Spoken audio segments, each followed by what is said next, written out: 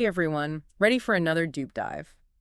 We've been talking about transgender experiences in healthcare, and there's this one study you shared.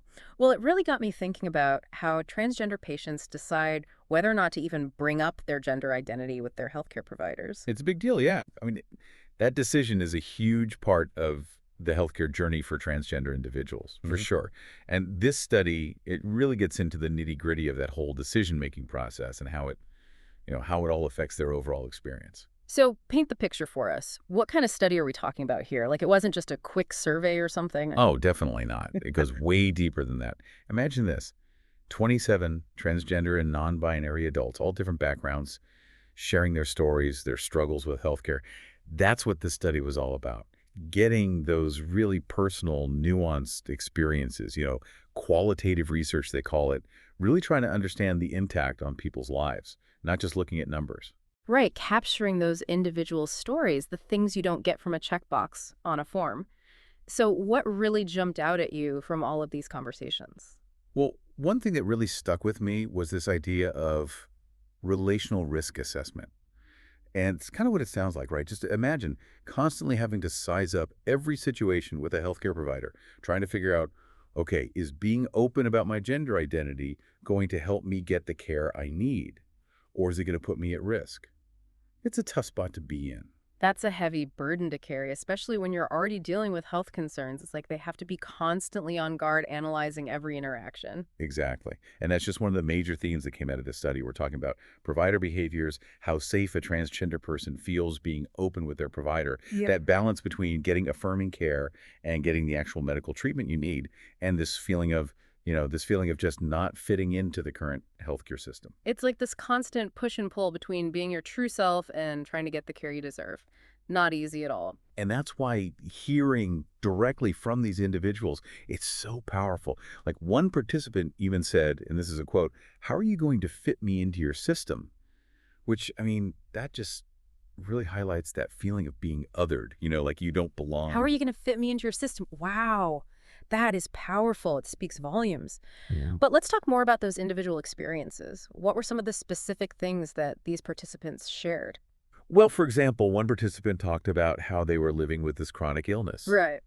and they'd avoid bringing up their gender identity at the doctor's office because they were afraid that it would jeopardize the care they needed. So for them, staying silent felt safer than risking their access to potentially life-saving treatment. That's heartbreaking. It is. And think about the stress that adds on top of everything else. Yeah. It's like on top of managing a chronic illness, Yeah. they're also having to constantly read their provider, trying to figure out what their real stance on transgender people is. It's like they're forced to be detectives in their own healthcare journey. What kind of clues are they looking for? It's everything. It's whether the provider uses their correct name and pronouns, how they react to any mention of gender identity, like everything. And here's the thing. Even when providers use the quote unquote right words, it can still feel empty, like they're just trying to appear woke or something. So it goes beyond just saying the right things. It's about creating that genuine atmosphere of understanding and respect, making sure your actions match your words. Did any examples of that disconnect stand out to you in the study? Oh, absolutely. Yeah. The participants had a lot to say about medical forms. Mm. Those intake questionnaires, everyone's favorite. Those were often the first hurdle, and they felt like they really set the tone for the whole healthcare experience. It's tough, because those forms are supposed to be the easy part. It's like just basic information everyone has to fill out. What kinds of issues did the participants have with those? Well, picture this, right? You're sitting there with this form, and all they give you are those little boxes that say man or woman. Yeah. It's like you're trying to take this incredibly personal thing, this huge part of who you are, and cram it into these two little categories. And it doesn't work for a lot of people. It kind of feels dehumanizing when you put it like that, reducing someone to a checkbox. Yeah, exactly. And that's what the study participants were saying. Like one person said it made them feel totally invalidated right from the start. Yeah. Like it set this tone where they already felt like they weren't going to be seen or respected. So it's not even just about the form itself, it's the whole feeling it gives off about the interaction. Exactly. But, there was some good news on the technology front. Some participants actually found those electronic health records, EHRs. Those are actually helpful in some ways. They liked that they didn't have to keep explaining their gender identity to every new doctor they saw. That makes sense. It streamlines things a bit. No need to have that same conversation over and over again. Right. But here's the thing. Some people were worried, and, they liked that it made things easier, but they're worried about their information being in the system without any clear rules about it. Like who has access to it, what's done with that information, all valid concerns. Yeah, it's about control, isn't it? Having a say in how your own personal information, especially something as sensitive as your gender identity, is shared within the healthcare system. Exactly. They need to know that their information is being handled responsibly. Now, speaking of improving healthcare for transgender patients, there's this really interesting part of the study. Are you ready for this? It's about bicycles. Okay, you've got my attention. Healthcare and bicycles, how do those two connect? So picture this. The researchers called it the TransCare bicycle, right? And it's basically this model that shows everything that needs to work together to actually support transgender patients. So we're not just talking about individual doctors being more educated and sensitive. It's bigger than that. Way bigger. Think of a bicycle wheel. Hmm? Each spoke on that wheel is a different part of the healthcare system.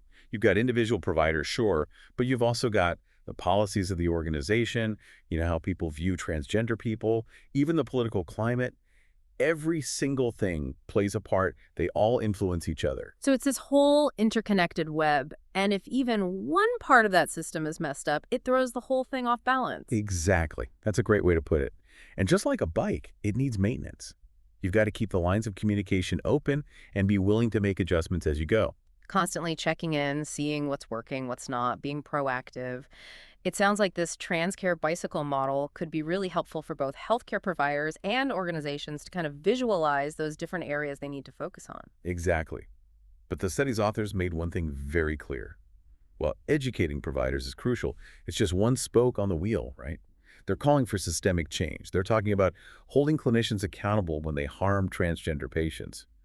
And unfortunately, that happens a lot. Yeah, it's one thing to talk the talk, it's another to walk the walk. You can know all the right terminology and still end up creating an environment that's harmful. Just having the knowledge isn't enough. You got it. And that's why this study is so important. It centers the conversation around the actual experiences of transgender people, recognizing how resilient they are, their insights, and just how well they understand what needs to change. It only makes sense they're the ones navigating the system day in and day out. It's a great reminder that if we want to create real change, we have to listen to the people who are directly affected by it. It really does come down to listening, doesn't it? Really taking the time to understand and let those voices guide the changes that need to happen. Well, we've covered a lot today. We talked about the study's findings, heard some pretty powerful quotes from transgender individuals, and that whole transcare bicycle concept that was interesting. So, as we wrap up this deep dive, what's the one thing you hope our listeners really take away from all of this? When you first sent me this research on transgender experiences, I knew it would be, I knew it would give me a lot to think about. But this study, it really drove home this point that it made it really clear how much risk assessment transgender people have to do every single time they interact with the healthcare system, even for something routine. It's a lot to process. It is. And it reminds us that creating an environment where transgender patients feel truly affirmed, it's not just about it's not just about avoiding the wrong words. It's about changing the system, changing those biases that force people into these impossible situations where it's like they have to choose between their identity and their health. It's about remembering that healthcare is about more than just physical health. It's about the whole person. Exactly. And that's something we can all think about no matter who we are. Mm. How can we each contribute to a world where healthcare is a right, not a privilege, and where everyone feels safe, respected, and affirmed when they're seeking care? That is a powerful thought to end on. And on that note, we'll leave you with that question. Thanks for joining us for another deep dive. Until next time.